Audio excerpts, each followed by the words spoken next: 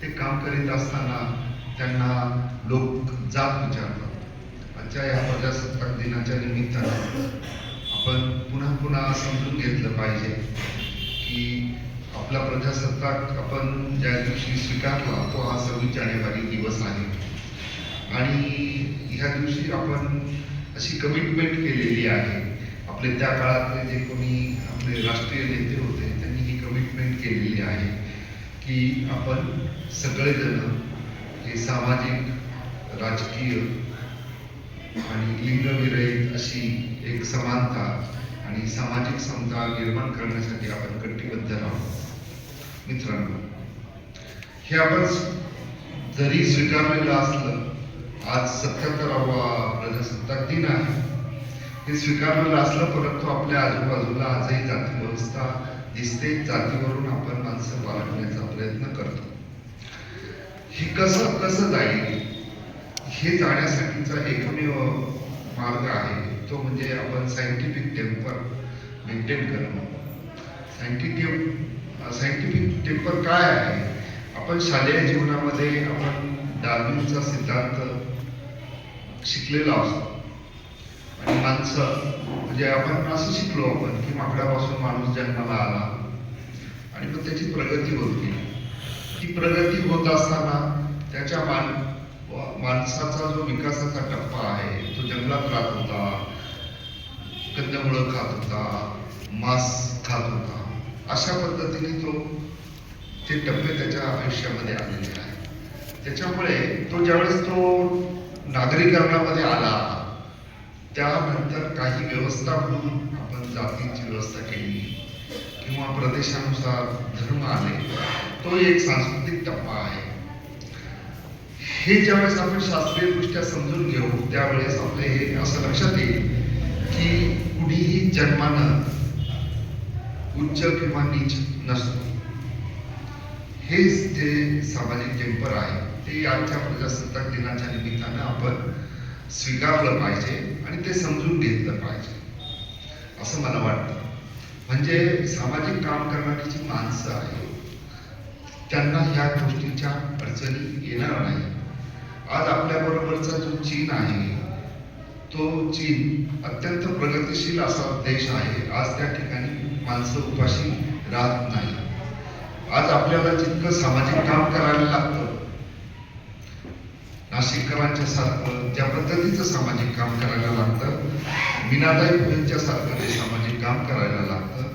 अजूनही डॉक्टरांच्याकडून आपल्याला मदतीची अपेक्षा असते. त्याचं कारण असं आहे की अजूनही अर्धकोटी उपाशी फार मोठा समाजाला आपण अन्न पूर्ण देऊ शकलेलो नाही. हे जर आपल्याला घालवायची असेल परिस्थिती तर आपल्याला सायंटिफिक टेम्पर हे आपण स्वीकारलं पाहिजे, जे आपल्या प्रजासत्ताकाने स्वीकारलेलं आहे, परंतु आपण ते आपल्यामध्ये उतरवलेलं नाही. ही अत्यंत दुःखद अशी गोष्ट आहे. त्यामुळे आजच्या या प्रजासत्ताक दिनी आपण सगळेजण ज्या पद्धतीने काम करत आहे ते म्हणजे असं आहे की आज आजूबाजूला आपण प्रचंड भ्रष्टाचार बघतो. माणसाला अधिक पैसा माझ्याकडे कसा येईल हे बघतो, परंतु आपल्यासारखी माणसं जी काम करत आहेत त्यामुळे हे जग नीट चाललेलं आहे असं वाटतं. कारण काहीतरी लोक नियम पाळत आहेत, काही लोक मानवता धर्म पाळत आहेत. हा मानवता धर्म पाळत असल्यामुळेच आजचं जग काय आहे ते आपण एकत्रित इथं बसू शकतो. अन्यथा संपूर्ण रस्त्याने आपल्याला जाता येणार नाही. प्रत्येक जण आपली लूट करेल, आपण रस्त्याने जाऊ शकणार नाही, आपल्या घरामध्ये सुरक्षित राहू शकणार नाही. तर ह्या तुमच्यासारख्या आजचे जे सत्कारार्थी आहेत त्याच्यामध्ये म्हणजे राजू नाईक हे माझे 88 पासूनचे मित्र आहेत. मी सोबतच काम करत होतो सामाजिक क्षेत्रामध्ये, परंतु त्यांच्या व्यक्तिगत आयुष्यामध्ये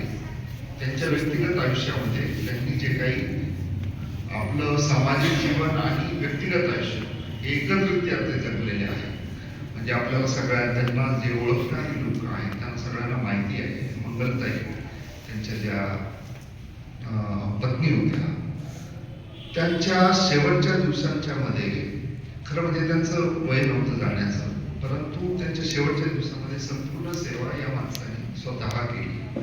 आपण जशी आपल्या आईची किंवा मुलांची सेवा करतो त्या पद्धतीने असं जे मानवतावादी हृदय असलेलं जी व्यक्ती आहे त्यांनी हा फोरम उभा केलेला आहे.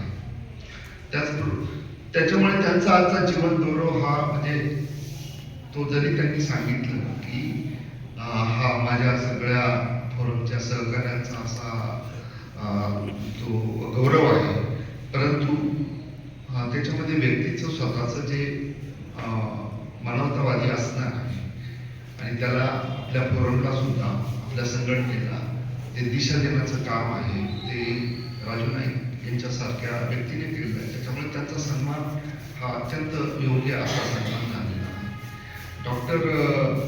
डॉक्टर आहे डॉक्टर खरे साहेब, ते सुद्धा एक सामान्य कुटुंबातून वरती आलेले आहे. अत्यंत गरिबीतून वरती आले. त्यांनी त्यांचं शिक्षण पूर्ण केलं. त्यांच्या सुविद्य पत्नी ही दोघंही आपला व्यवसाय सांभाळत असताना जे महिन्यातल्या पहिला रविवार, महिन्यातला दुसरा मंगळवार या दिवशी जी काही सामाजिक सेवा करतायत ही फार मोठी गोष्ट आहे. ही सगळी माणसं सामाजिकदृष्ट्या फार मोठी आहे आणि त्याच्यामुळे त्यांचा सन्मान होणं ही मला असं वाटतं की माझा सन्मान आहे.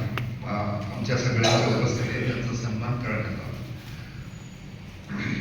या ठिकाणी मी जास्त वेळ घेणार नाही, परंतु या सर्वांच्या सन्मानामध्ये मायक्रो फोरम ज्या पद्धतीने काम करत आहे त्या मायक्रो फोरमचंही कौतुक करणं हे अत्यंत महत्त्वाची गोष्ट आहे.